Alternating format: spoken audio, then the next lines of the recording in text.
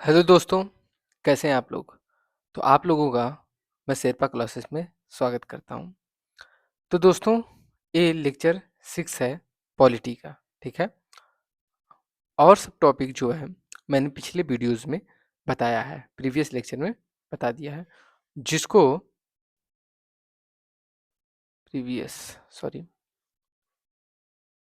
Previous previous lecture में बताया है मैंने, ठीक है? जो कि बहुत ही इजी और लर्न है, मतलब आराम से उसे सीख सकते हैं और उसका रिवीजन भी कर सकते हैं आप चाहे तो। और पिछली वीडियोस को आप 2x की स्पीड से देख के जल्दी ही ख़त्म कर सकते हैं। आज का हमारा टॉपिक क्या है? आज का हमारा टॉपिक है वाइस प्रेसिडेंट, ठीक है? तो चलिए शुरू करते हैं। आर्टिकल 62 से लेके 73 तक वाइस प्रेसिडेंट ऑफ इंडिया के बारे में कॉन्स्टिट्यूशन में दिया गया है, ठीक है? The vice president The Vice President of India in 2025 is C.P. Radhakrishnan, who was elected on September 9, 2025. अब आप लोगों के पास एक क्वेश्चन है कि सीपी राधाकृष्णन का पूरा नाम क्या है? चलिए बताइए, देखते हैं, कमेंट कीजिए कितने लोगों को पता है। तो मैं बता दूं आप लोग को, चंद्रपुरम, क्या इनका नाम? चंद्रपुरम पोन्नु समी राधा कृष्णन, हाँ कृष्णन। क्या आप लोग ये बता सकते हैं कि सॉरी, यह किस नंबर के वाइस प्रेसिडेंट हैं? 14th, 15th, 16th? बताइए। चलिए मैं बता दूं आप लोग को, ये 15th नंबर के वाइस प्रेसिडेंट है, ठीक है? आर्टिकल 63, आर्टिकल 63 में क्या कहा गया है? The vice president of India, India के वाइस प्रेसिडेंट के बारे में। There shall be vice president of India, मतलब देश में एक वाइस प्रेसिडेंट होंगे, होने चाहिए, ठीक है, अनिवार्यता है।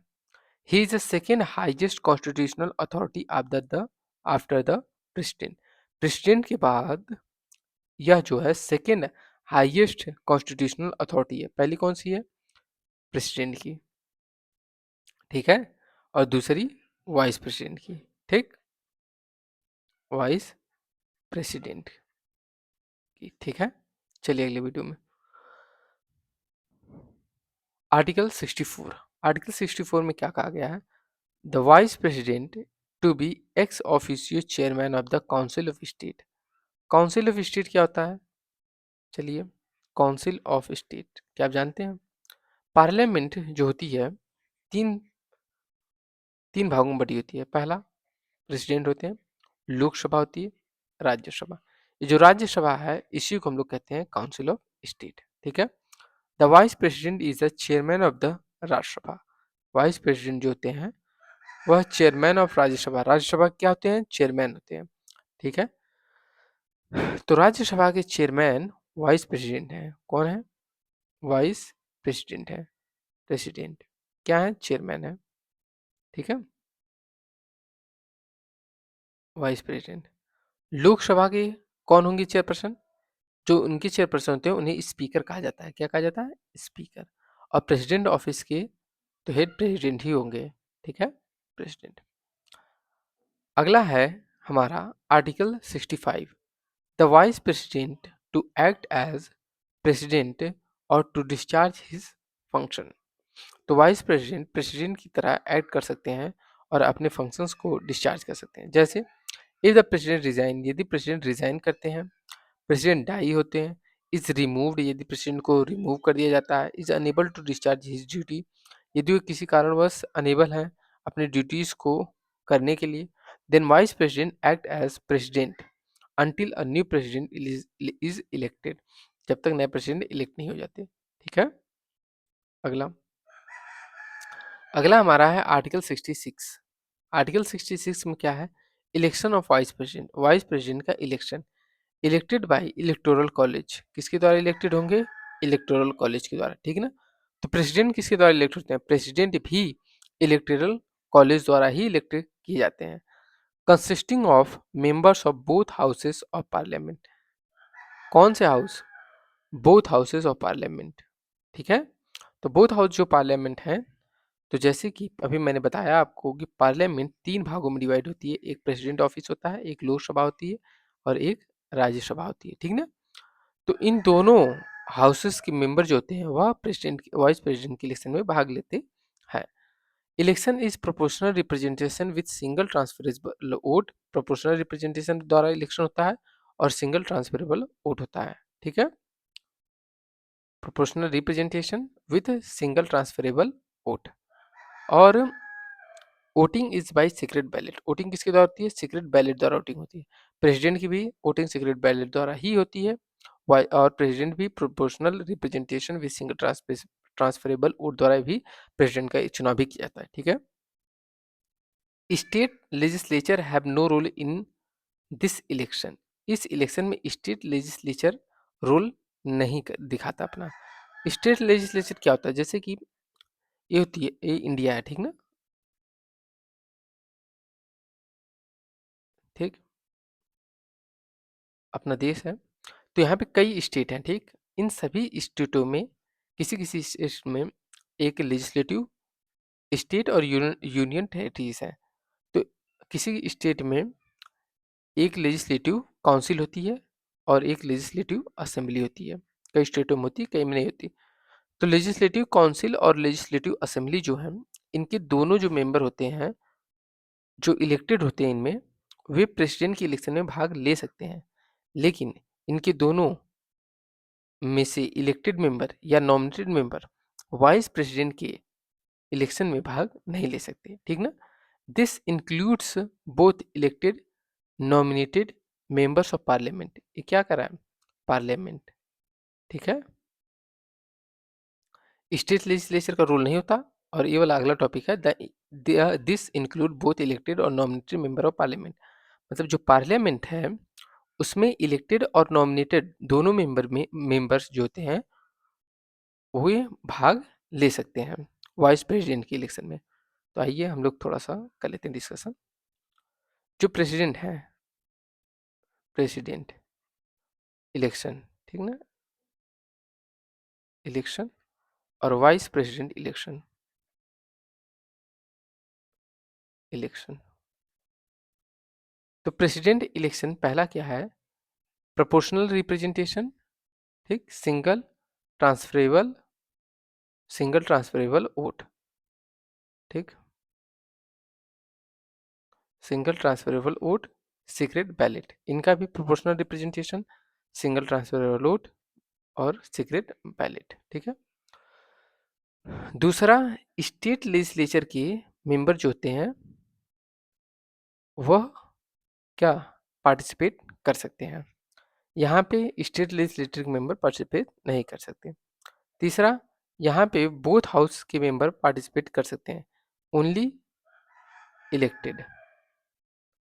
यदि इलेक्टेड है तो नॉमिनेटेड नहीं, ठीक ना? यहाँ पे नॉमिनेटेड नहीं। यहाँ पे बोथ इलेक्टेड और बोथ हाउस के मेंबर जो इलेक्टेड हैं और साथ ही नॉमिनेटेड हैं, दोनों भाग ले सकते हैं, ठीक है? चौथा क्या है? तो पहला हो गया, दूसरा हो गया, तीसरा। तीन कंडीशन इलेक्शन से रिलेटेड आप लोग की क्लियर हो चुकी है, होगी, ठीक है? तो चलिए, कुछ रहे तो नहीं हमारा?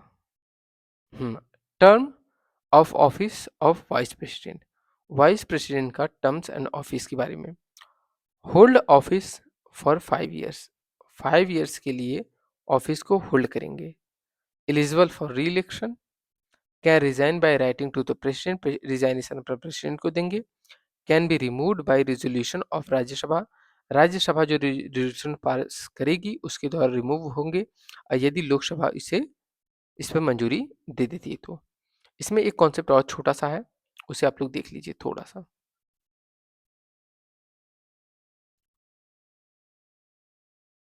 जस्ट एक मिनट, ठीक है? देखिए क्या है कि, हाँ कहाँ थे हम लोग? इस पे थे ना? तो मैं सोच लूँ, हाँ, होल्ड ऑफ 5 ईयर्स, ठीक? तो क्या होता है कि पार्लियामेंट को मैंने बताया था कि जो पार्लियामेंट होती है, क्या होती है? पार्लियामेंट, ठीक है? पार्लियामेंट को हमने बताया था, पार्लियामेंट 3 भागों में डिवाइड होती है। एक होते हैं प्रेसिडेंट, दूसरी लोकसभा, तीसरी राज्यसभा। तो लोकसभा के जो हेड होते हैं, उन्हें हम स्पीकर कहते हैं। क्या कहते हैं? स्पीकर। और प्रेसिडेंट ऑफिस के जो हेड होते हैं, उन्हें हम क्या कहते हैं? वे प्रेसिडेंट ही होते हैं, ठीक है? और राज्यसभा के जो हेड होते हैं, वह वाइस प्रेसिडेंट होते हैं। कौन होते हैं? Vice president. अब आप लोगों को सीखने की जरूरत यहाँ पे यह है कि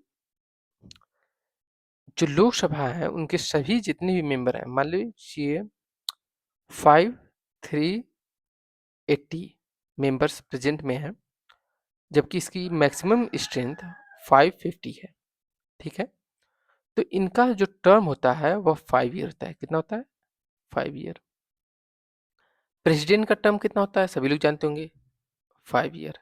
अब आप ये बताएंगे कि जो राज्यसभा होता है, इनकी मेंबर्स जो होते हैं, इनका टर्म कितना होता है? 6 ईयर होता है। कितना? 6 ईयर। अब क्वेश्चन ये है कि इनके मेंबर्स जो वाइस प्रेसिडेंट हैं, वह राज्यसभा में से ही हैं, तो इनका टर्म कितना होगा? 6 ईयर होगा, 5 ईयर होगा, 2 ईयर होगा, या अनलिमिटेड? बताइए। आप लोग को पता है? यदि पता है तो कमेंट कीजिए। तो मैं आप लोग को बता दूं कि इनका टर्म 5 ईयर होगा। जो मेंबर, जो चेयरपर्सन है, इनके राज्यसभा के जो चेयरपर्सन है, इनका जो टर्म होता है, यह वाइस प्रेसिडेंट के ऑफिस से लिया जाता है, ठीक ना? वाइस प्रेसिडेंट के तौर पर इनका टर्म रखा जाता है, जिनका टर्म 5 ईयर होगा। ये कॉन्सेप्ट था छोटा सा। अगला वीडियो में हम लोग आगे बढ़ते हैं, ठीक है? चलिए, ये भी हो गया। हाँ, article 68, time of holding election to fill vacancy in office of vice president. Article 68 में क्या लिखा गया है? Time of holding election to fill vacancy in the office of vice president, ठीक है? कि इनका इलेक्शन क्या, मतलब जो इनकी जो वैकेंसी है, उसे कब से कब फिल किया जाएगा? First, if the office become vacant, जब ऑफिस खाली हो जाए, ड्यू टू डेथ, रिजाइनेशन और otherwise, election must be held as soon as possible. Election होना चाहिए जितना जल्दी हो सके, पॉसिबल हो। तो इसमें नोट करने वाली चीज एक है, एक चीज है इसमें। आप लोग देखिए यहाँ पे क्या लिखा हुआ है? यहाँ पे लिखा हुआ है पॉसिबल, ठीक ना? अभी इसको मैं आगे बताता हूँ आपको। The new vice president serve full 5 years term. जो नए नए वाइस प्रेसिडेंट होंगे, वह पूरे 5 ईयर्स के लिए इलेक्ट होंगे। तो आप लोग देखे होंगे कि प्रेसिडेंट में पॉसिबल टर्म नहीं था, प्रेसिडेंट में था कि मैक्सिमम मैक्सिमम कितने साल लगेंगे? मैक्सिमम 6 मंथ में इलेक्शन हो जाना चाहिए। लेकिन वाइस प्रेसिडेंट में ऐसा मैक्सिमम कोई लिमिटेशन नहीं है। नेसेसरी तो है, लेकिन अधिकतम सीमा नहीं दी गई कि इतना के अंदर ही इलेक्शन वाइस प्रेसिडेंट का हो जाना चाहिए। ये कॉन्स्टिट्यूशन में मेंशन नहीं है, ठीक है? तो एक छोटा सा कॉन्सेप्ट रहा, ठीक? आगे बढ़ते हैं। आर्टिकल 69 में क्या है? ओथ और affirmation by the vice president. Vice president का ओथ और अफर्मेशन। तो before entering office, the vice president take an oath affirmation before the president of India और a person appointed by him. तो जब वाइस प्रेसिडेंट ओथ लेंगे, तो वह किसके सामने ओथ लेंगे? प्रेसिडेंट ऑफ इंडिया के सामने, ठीक है? Oath to be bear true faith and allegiance to the Constitution of India and to faithfully discharge the duties of the office, ठीक है? तो ये तो केवल जानने के लिए है, पेपर पेपर में ये नहीं आता। आर्टिकल 69 हो चुका हमारा। अगला आर्टिकल 70। आर्टिकल 70 में क्या है? कि discharge the president's function other in other contingencies. Contingencies means क्या होता है? आकस्मिक समय में। तो आर्टिकल 17 बताया गया है कि यदि पार्लियामेंट में पार्लियामेंट प्रोविजंस बना सकती है for discharge of president's office के फंक्शंस को डिस्चार्ज करने के लिए पार्लियामेंट प्रोविजंस बना सकती है in situation not specially mentioned, for example if both president and vice president office are vacant at the same time. यदि एक ही समय पे प्रेसिडेंट भी नहीं है और वाइस प्रेसिडेंट दोनों लोग उपस्थित नहीं हैं और उनकी जो सीट्स हैं वो खाली हैं, तो पार्लियामेंट उस पर क्या कर सकती है, कोई भी प्रोविजन प्रावधान बना सकती है किसी भी कार्य करने के लिए, प्रेसिडेंट के फंक्शंस के लिए। आर्टिकल 71 मैटर्स रिलेटिंग टू और connected with the election of the president और वाइस प्रेसिडेंट। आर्टिकल 71। अच्छा, एक क्वेश्चन मेरे को याद आ गया, चलिए आप लोग बताइए, थोड़ा सा रिलेट करके बताइएगा कि अभी मैंने बताया था कि जो पार्लियामेंट होती है वह लोकसभा, राज्यसभा और प्रेसिडेंट से मिलकर बनती है। तो प्रेसिडेंट के अध्यक्ष को बताया था, प्रेसिडेंट होते हैं राज्यसभा के, होते हैं चेयरपर्सन होते हैं और लोकसभा के स्पीकर होते हैं। ठीक है, क्वेश्चन ये है कि राज्यसभा के जो मेंबर होते हैं वो 3 to 50 होते हैं। ठीक, इतने मेंबर्स को यदि चेयरपर्सन है ही नहीं तो इनका नेतृत्व कौन करेगा, आप लोग जानते हैं? चलिए कमेंट करके बताइएगा। तो आर्टिकल 71 में लिखा गया है मैटर्स रिलेटिंग टू और connected with the election of the president और वाइस प्रेसिडेंट। यदि इनके इलेक्शन में कोई भी त्रुटि पाई जाती है तो वह कहाँ पे उसे मतलब ले जाया जाएगा, किस कोर्ट में, हाई कोर्ट में या सुप्रीम कोर्ट में? All disputes related to election of the president और vice president are decided by the किसके द्वारा, सुप्रीम कोर्ट। हाई कोर्ट द्वारा नहीं डिसाइड किया जाएगा, सुप्रीम कोर्ट द्वारा डिसाइड किया जाएगा डायरेक्ट। यह कहाँ प्रावधान है, ये आर्टिकल 71 में इसका प्रावधान दिया गया है। If election of the president one and और vice president is found invalid, acts done before the decision remain valid. ठीक है, if the election of president और vice president is found invalid, यदि उनके जो इलेक्शन है इनवैलिड पाया गया, acts done before the decision remain valid. ठीक ना, parliament can regulate matters relating to such elections. Parliament भी इन मैटर्स पर can regulate matters, in matters को रेगुलेट कर सकती है टू सच इलेक्शंस के लिए। ठीक ना, तो क्या आप लोग ये समझ पाए, acts done before the decision remain valid. यदि जो डिसीजन आया अगर वह वैलिड हुआ तो ये कार्य कर सकते हैं, सिंपल। अगर इनके पक्ष में आया तो ठीक है और निष्पक्ष में आया तो फाउंड इनवैलिड तो हो गए। Act done before the decision remain valid हो गया। अगला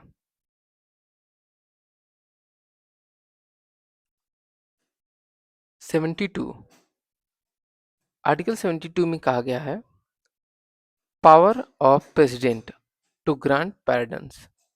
प्रेसिडेंट की पावर क्या होगी पैर्डन देने के बारे में, पैर्डन मतलब क्षमा।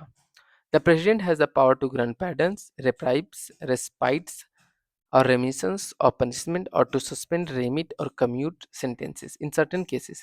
Case of court martial, offenses against union law, death sentence, can grant pardon, commute, etc. This power is known as president's pardoning power. इस पावर को क्या कहा जाता है, प्रेसिडेंट पैरडिंग पावर कहा जाता है। ठीक है,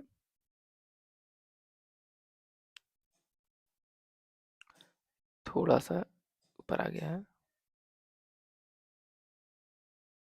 ठीक है, चलिए तो इसको समझते हैं हम लोग ये क्या है। ठीक,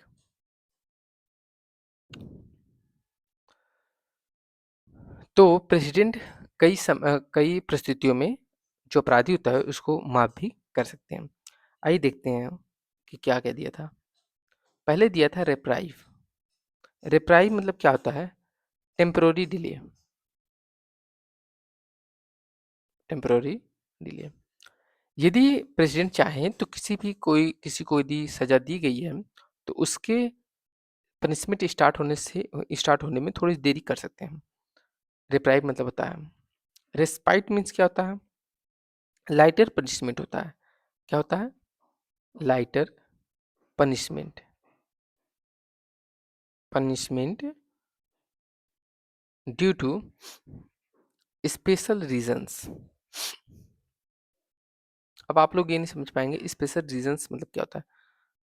मान लीजिए यदि कोई लेडी प्रेग्नेंट है उस दौरान, तो उसकी पनिशमेंट को कम किया जा सकता है, ठीक है। यदि कोई वृद्ध है तो ये होता है लाइटर पनिशमेंट। रेस्पाइट हो गया। रेमिशन क्या होता है? रेमिशन, शॉर्टनिंग सेंटेंसेस ड्यूरेशन, ठीक, शॉर्टनिंग सेंटेंसेस ड्यूरेशन। यदि 10 साल की सजा मिली है तो उसे 5 साल किया जा सकता है। Suspension, suspension temporary, temporary stopping punishment, punishment को स्टॉप किया जा सकता है। पनिशमेंट कुछ महीनों के लिए, कुछ दिनों के लिए पनिशमेंट को स्टॉप किया जा सकता है। रेमिट मतलब क्या होता है? Cancelling, cancelling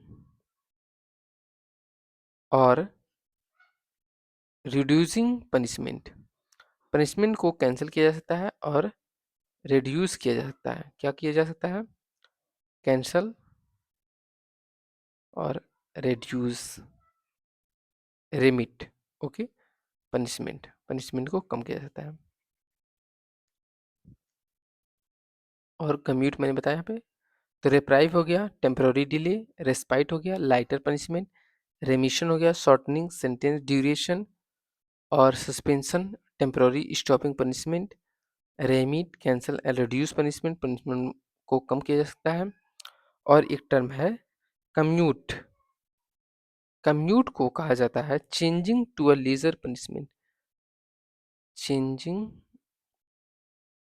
to a lesser punishment, laser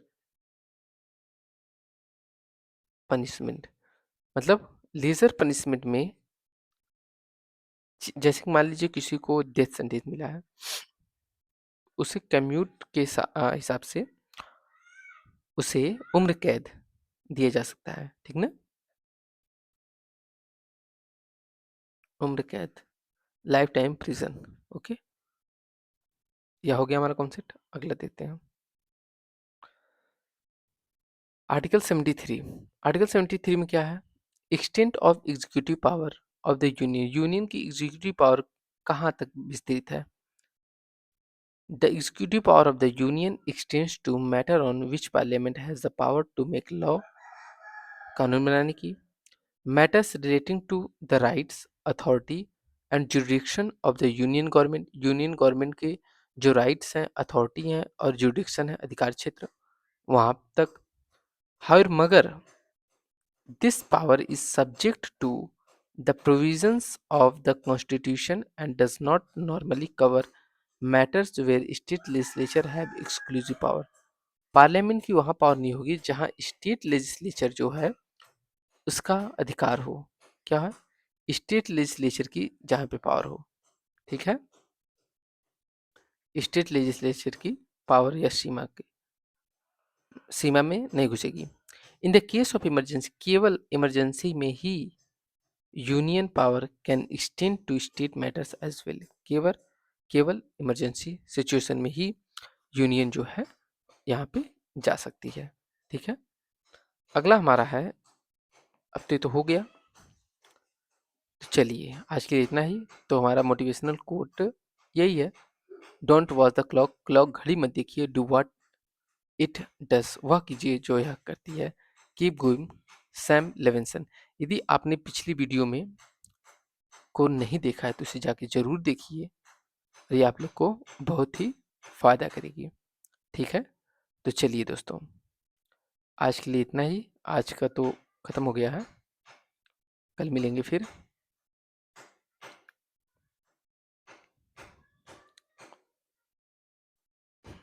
thanks for watching, for watching.